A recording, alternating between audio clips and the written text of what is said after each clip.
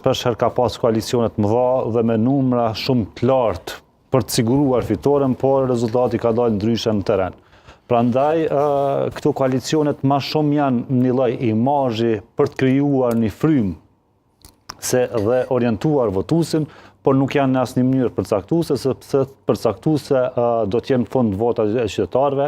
dhe koalicionet kanë përshtypjen që në Kosovë nuk mund të orientojnë ma shumë se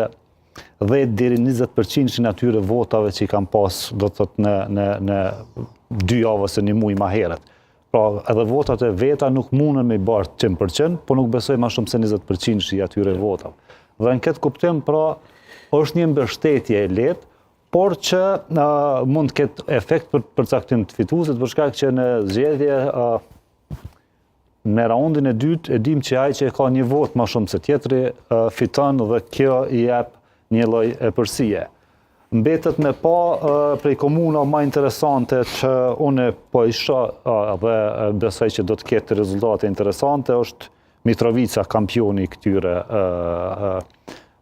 i fokusit gjithve, do të thotë është një fokus nacional. Prishtina për shkak që është kryeqyteti dhe secili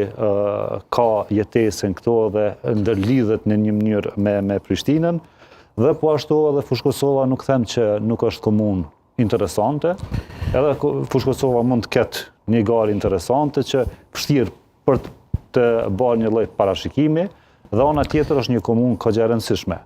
Ndërsa Prizreni kam përshtypjen që veç se ka rrugtimin e drejtë se kush do të fitojë, nuk pres shumë befasim Prizren, e aq sa në Vushtri dhe në disa komunat